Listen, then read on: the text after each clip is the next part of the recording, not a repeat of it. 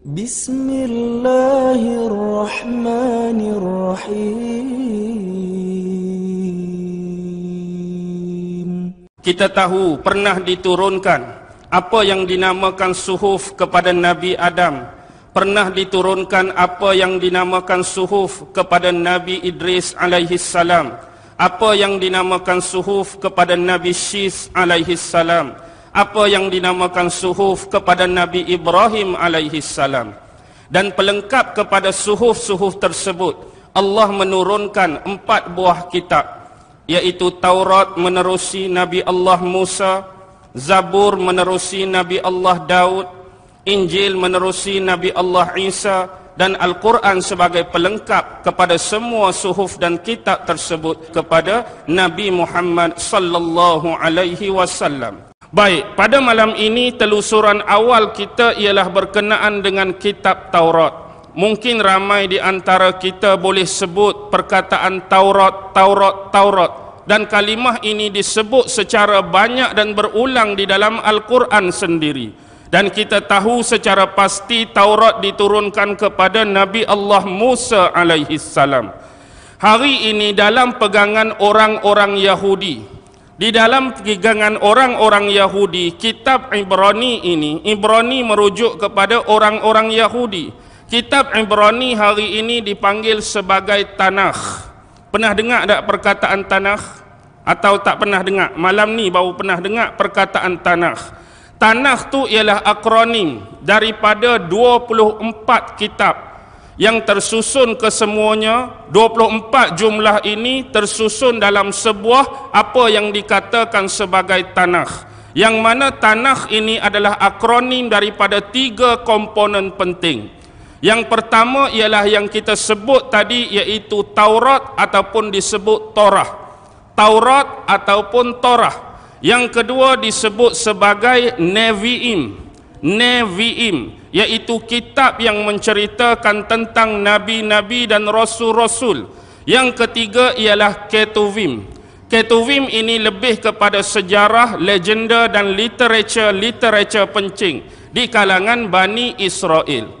Jadi bila kita dah tahu Tanakh ini sebagai foundation dia, Tanakh ini sebagai sumber dan asas, bawah pada Tanakh ada 24 buah kitab yang terdiri daripada 3 komponen.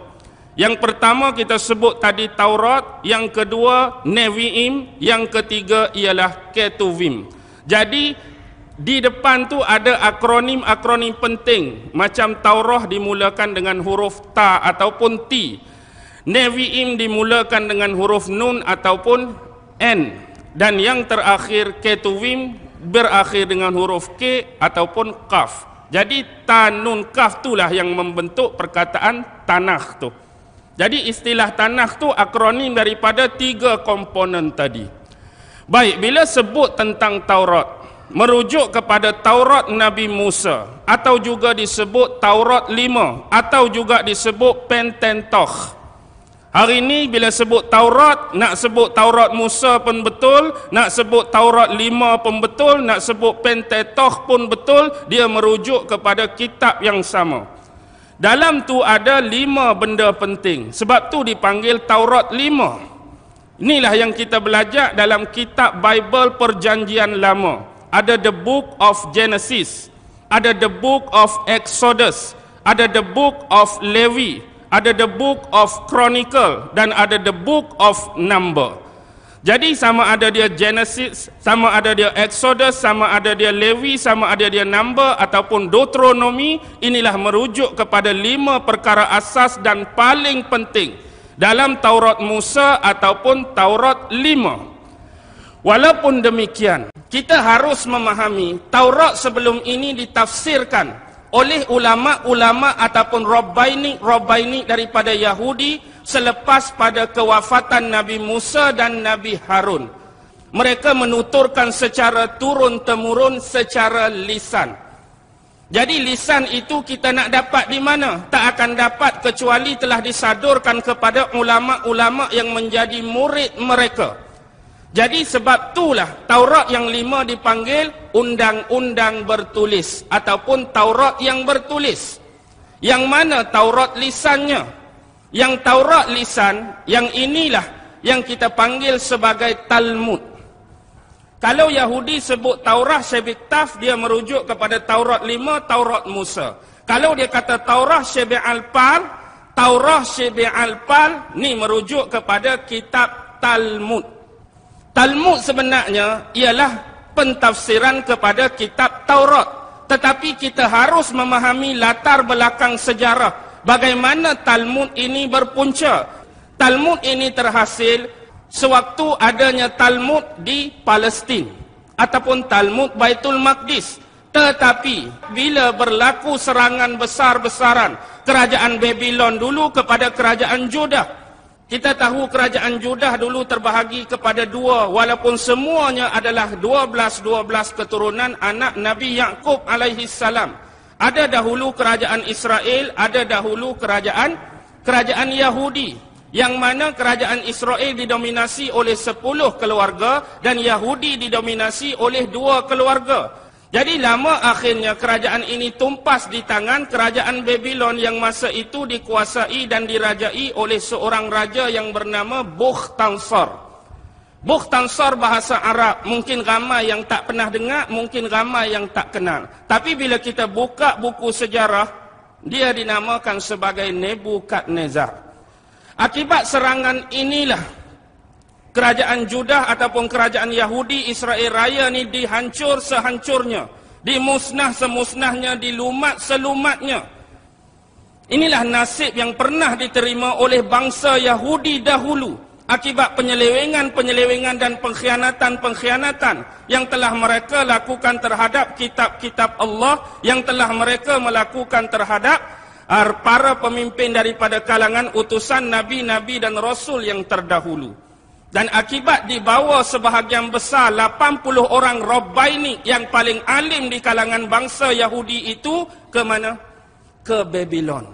Lalu atas arahan dan saranan daripada Raja Bukhtansar ini, maka muncullah Talmud yang kedua dipanggil Talmud Babylon.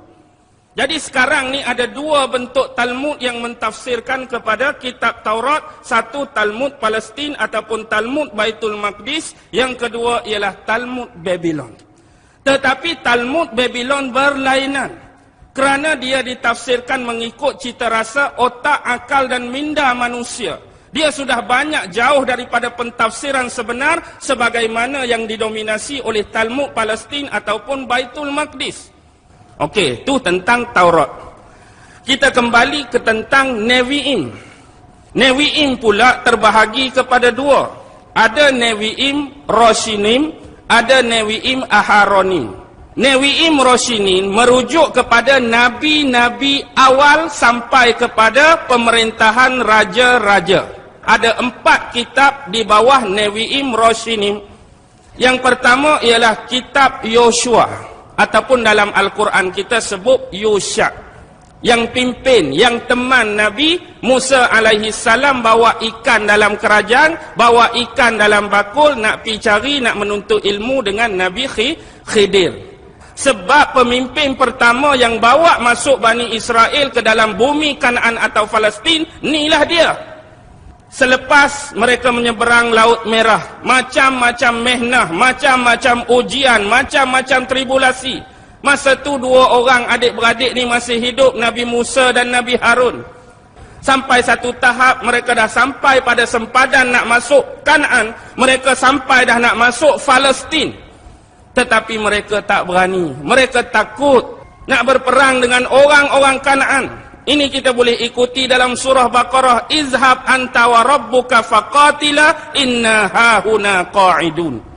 Pergilah kamu wahai Musa, ajak Tuhan kamu sekali, pergilah berperang. Kami tunggu di sini saja. Lancang tak lancang? Lancang. Akibat kalam dan perkataan inilah Allah tarik balik bumi Palestin menjadi hak milik mereka secara mutlak. Tapi mereka lupakan sejarah ini, nak juga masuk. Akhirnya berlaku pada zaman siapa? Zaman Yusha, selepas kematian Nabi Allah Musa. Yusha masuk. Waktu tu Yusha berperang habis-habisan menentang orang-orang Kanaan. Dia bawa Bani Israel. Akibatnya apa terjadi? Mereka berperang tu dah hampir menang. Peratusan tu kemenangan berada di pihak mereka. Tapi petang tu petang Jumaat. Malam tu pula nak masuk malam Sabtu dah. Petang Jumaat berperang tu nak masuk malam Sabtu, confirm menang, nak menang. Bimbang satu benda. Sebab kalau peperangan ni masih belum selesai, bila masuk saja malam Sabtu, mereka kena stop. Sebab di sisi orang-orang Yahudi, Sabtu adalah hari Sabat. Hari yang perlu dimuliakan dan tak boleh sama sekali menumpahkan darah. Jadi kalau peperangan terpaksa di stop, rugi. Walaupun kita tu hampir menang, tapi bila stop, musuh dapat backup kembali. Boleh ambil tenaga untuk perang hari lain. Jadi atas dasar inilah doa daripada Nabi Allah Yusha'. Kita tengok keajaiban yang Allah tunjuk, matahari terhenti pada tempat dia, masa tak berjalan.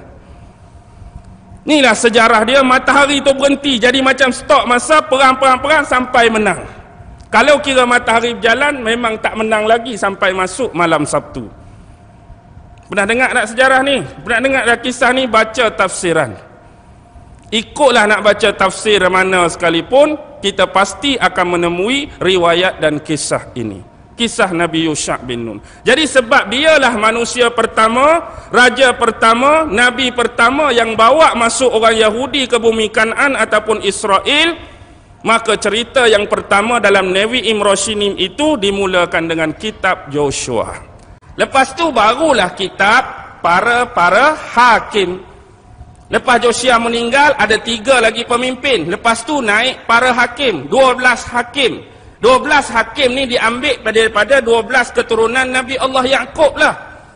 Kan anak Nabi Allah Ya'qub ada 12 orang. Setiap daripada kabilah tu kena sediakan seorang hakim. Hani hakim seorang, hani hakim seorang. Jadi bila ada 12 keturunan, hakim tu ada 12 orang. Ni zaman pemerintahan para hakim. Bila hakim-hakim ni banyak dah melakukan penganiayaan dan kezaliman, maka Bani Israel ni mengadu kepada siapa? Mengadu kepada seorang Nabi yang hidup selepas pemerintahan para hakim, iaitu Nabi Samuel. Nah, dengar tak Nabi Samuel? Dia ada kitab nombor 3 tu, kitab Samuel. Jadi Nabi Samuel ni ada peranan penting untuk cari raja yang keseterusnya. Sebab di tangan dia ada tongkat Nabi Musa, warisan daripada keluarga. Tongkat Nabi Musa tu duduk dengan dia, duduk dengan Nabi Samuel. Satu lagi ialah terampet orang Yahudi. Dia ada simpan tongkat Nabi Musa, satu lagi tanduk yang lekat-lekat tu, dalam tu diisikan minyak. Nak dikisahkan ialah, masa tu ada seorang pemuda yang tengah cari kambing dia yang hilang. Lalu dia lalu kawasan depan rumah Nabi Samuel. Jadi dia tanya Nabi Samuel, ada nampak tak gembalaan aku, ada nampak tak ternakan aku? Tiba-tiba waktu lelaki tu ada di hadapan rumah Nabi Samuel, dia tengok minyak yang di dalam tanduk tu mula menggelegak dengan sendirinya. Sebab pesanan daripada nenek moyang sebelum ni nak cari pemimpin yang seterusnya, kalau lelaki tu masuk dalam rumah atau mendekati kawasan ni, minyak dalam tanduk tu akan menggelegak. Dan satu lagi, kena ukur tongkat Nabi Musa dengan ketinggian lelaki tadi, dia akan sama. Dia pergi ambil tongkat, ukur dengan orang ni, sama padan. Inilah orang yang dimaksudkan. Siapa lelaki tu? Ingat dalam Quran, hujung-hujung surah Baqarah, ada peperangan berlangsung antara 2 nama, Tolut dan Jalut. Lelaki tadi, pemuda tadi, figure tadi, personality tadi, Tolut. Jadi Tolut diangkat jadi pemimpin, jadi raja Bani Israel. Masa tu nak lawan Jalut dengan tentera-tentera Goliath dia. Nabi Daud lah jadi komander perang Tolut. Dan dialah yang berjaya bunuh Jalut. Jadi itu kitab yang ketiga. Yang keempat ialah kitab raja-raja. Raja-raja tu termasuklah Daud, lepas Daud Sulaiman, lepas tu anak dia Rohba'am, Yarba'am, sampai raja-raja terakhir, kerajaan Judah dan kerajaan Israel Raya. Tu Nevi'im Roshinim. Kalau kita tengok Nevi'im yang kedua, Aharonim, dia lebih kepada kisah yang pertama ialah Nabi-Nabi juga. Yang pertama ialah Nabi Yesaya. Kitab yang kedua, Nabi Yeremia. Yang ketiga, Nabi Yehezkiel. Yang keempat, dia panggil Tre Asar. Tre Asar ni ialah kitab Nabi-Nabi kecil yang 12. Siapa dia? Yang pertama Nabi Hosea, yang kedua Nabi Yul, yang ketiga Nabi Amos, yang keempat Nabi Obadiyah, yang kelima Nabi Nahum, yang keenam Nabi Mikha, yang ketujuh Nabi Yunus. Yunus kita ada dalam Quran, tapi dalam Taurat disenaraikan sebagai Nabi yang kecil, Yunus.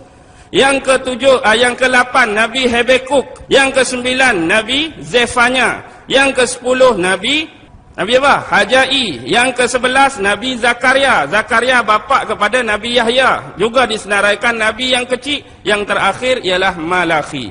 Ni 12 Nabi-Nabi kecil. Tapi dalam 2 Nabi kecil tadi, dia dianggap besar dan wajib dipercayai dan diimani dalam wahyu Quran, Yunus dengan Nabi Zakaria. Kalau Ketuvim ni, cerita-cerita hak dalam tu lah dalam bentuk sejarah. Banyak, antaranya Samson and Delilah. Nabi Samson kan? Nabi Samson dah dengar tak? Hak kuat, hak gagah tu. Kalau potong rambut dia tu baru dia jadi lemah. Samson and Delilah. Baik. Teras kepada kitab mereka ini ialah Taurat, ialah Nevi'im, ialah Ketuvim. Tapi pasal apa mereka boleh menyimpang jauh? Mereka boleh mengambil jalan yang salah, dan sampai hari ini Yahudi-Yahudi yang dianggap sebagai Zionis ini dianggap sebagai yang paling tegar menentang Allah Subhanahu wa taala dan nak menghancurkan manusia secara keseluruhan dengan bersekongkol iblis, syaitan dan dajjal. Why? Kalau kita tengok pada awal-awal sejarah Bani Israel ni, kita sudah rasa pelik yang amat. Pasal apa? Mereka mengaku beriman di belakang Nabi Musa, Nabi Harun, 2 orang Nabi dengan mereka. Bila selepas berlaku penyeberangan Laut Merah, Nabi Musa dipanggil oleh Allah bermunajat di atas Bukit Tur Sina. Berapa hari? 40 hari. Lambat sikit turun, apa berlaku? Siapa buat hal? Musa. Musa buat hal. Ingat, Musa zaman tu ada 2 orang. Nabi Musa, Musa bin Imran, bin Qahat, bin Azir, bin Lewi, bin Yaqub. Yang ni Musa bin Zafar. Musa bin Zafar itulah dikenali sebagai Musa As-Samiri. Jadi dialah buat apa? Buat patung. Patung apa? Patung lembu. Dan lembu ni dibuat daripada emas. Dan lembu ni boleh bercakap. Jadi bagaimana orang-orang Yahudi Bani Israel yang duduk belakang Nabi Musa boleh terpengaruh dengan dakwah dan penipuan Samiri? Cerita nak sesat, siapa-siapa boleh sesat. Cerita nak bid'ah, siapa-siapa boleh bid'ah. Cerita nak jadi khurafat, siapa-siapa boleh jadi khurafat. Yang kita tak faham, orang yang hidup dengan dia, Nabi Musa dan Nabi Harun, cerita hal lembu saja orang jadi boleh sembah ni Tuhan, tak pelik ke? Kita Nabi dah lama tinggalkan kita. Nabi dah lama wafat 1400 tahun lebih. Kalau hari ni orang buat kita, depan kita lembu suruh sembah, senang ke payah nak sembah? Payah. Hak Nabi tinggal jauh. Ni Nabi hidup sekali, sembah lembu ni boleh sembah. Pasal apa? Terlampau mudah. Nabi hidup lagi ni, tinggal 40 hari saja. Sebab waktu berada di bumi Mesir. Pasal apa? Sebab di Mesir masa tu dah berlaku apa yang berlaku di Babylon. Babylon dulu, Babylon tu Namrus. Namrus ni, nama betul dia apa? Namrus lah, bin Kan'an, bin Kush, bin Sam, bin Nuh. Dia tu cicit nombor 5 Nabi Nuh baru. Zaman Namrus kita tahu. Namrus pakar dalam bidang astronomi. Namrus pakar bidang astrologi. Lalu dia menubuhkan ilmu palmistry. Hak 12 tu, Cancer, Gemini, Leo, Sagittarius, Capricorn tu. Tu bukan zaman ni, Namrus lagi. Begitu juga sistem seksagasimal tu, yang berteraskan nombor asas 660. 60 saat sama dengan 1 minit, zaman Namrus lagi. 60 minit sama dengan 1 jam, zaman Namrus. 360 darjah simetri, hak kita nak melukis plan, nak buat peta, zaman Namrus. Sebab Namrus cukup cekap dalam architecture. Architecture ni lah di kemudian hari dikenali sebagai para stone mason. Stone mason bergabung dengan architecture lalu membentuklah apa yang dikatakan sebagai Freemason yang dirasmikan dan disahkan pada awal abad ke-18. Tapi zaman Namrus dia suruh rakyat-rakyat dia sembah apa? Sembah matahari. Sembah dewa-dewa, banyak dewa zaman Namrus. Dialah pencipta awal kuil Mardut. Dialah zaman Babylon juga buat taman tergantung. Kota Nineveh di Assyria Empire tu zaman Namrus juga dibina. Itulah kehebatan Namrus. Tapi yang jadi masalah di kemudian hari, bila kesombongan berlaku, congkak berlaku, takabur berlaku, dia mengaku jadi Tuhan. Dan paling level pun, dia manusia yang menjadi pengantara jambatan dan perhubungan antara manusia dengan Tuhan. Dan watak ini dibawa sampailah kes Nabi Isa. Sebab watak yang akan keluar tu watak seorang manusia yang boleh jadi penghubung antara manusia dengan Tuhan, dan key dia ialah syurga. Tanpa orang ni tak dapat syurga. Zaman Namrus dia dah mula. Tanpa aku kamu tak akan dapat syurga. Jadi akulah Tuhan, dalam masa yang sama akulah yang menghubungkan antara kamu dengan Tuhan. Jadi hiduplah Namrus zaman dia. Isteri dia siapa? Isteri Namrus siapa? Semiramis. Isteri dia tu mak dia. Namrus kahwin dengan mak sendiri, Namrus kahwin dengan ibu sendiri.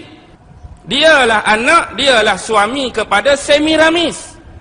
Tapi lepas Namrus meninggal, Semiramis tengok apa? Di taman dia, di kebun dia tu ada satu dahan pokok zaitun yang dah reput, yang dah mati. Tiba-tiba keluar satu tunas kecil, tunas baru. Pohon tu dah mati, dahan tu dah mati, ranting tu dah mati, tapi tiba-tiba keluar tunas. Lalu dia dapat idea, dia mengandung. Dia mengandung, tapi tak ada bapa, tak ada suami. Seolah-olah mengandung sendiri, mengandung magic. Lalu keluarlah seorang anak. Anak tu Ninus pun orang panggil, Tammuz pun orang panggil. Tammuzi satu lagi. Ninus pun dia, Tammuz pun dia, Tammuzi pun dia. Jadi bagi Semiramis, dia menganggap Tammuzi itu adalah reincarnation, pengembalian semula Namrus ke dunia. Hakikatnya anak ni nama Tammuz, tapi roh duduk dalam tu roh Namrus. Sebab itulah sebelum anak ni lahir, pokok zaitun hak tumbuh tadi itu dijadikan sebagai clue dan perlambangan. Kemudian dia letak satu pohon yang dipanggil pohon evergreen. Kemudian setiap kali 25 Disember, bangun pagi esok penuh dengan hadiah di pohon evergreen ni. Roh Namrus mari sangkut hadiah pada pohon evergreen. 25 Disember tu tarikh lahir Namrus. Lepas tu keluarlah, dipanggil keluarga Tuhan. Namrus, Semiramis dan Tammuz tadi. Trinity bermula di sini lagi.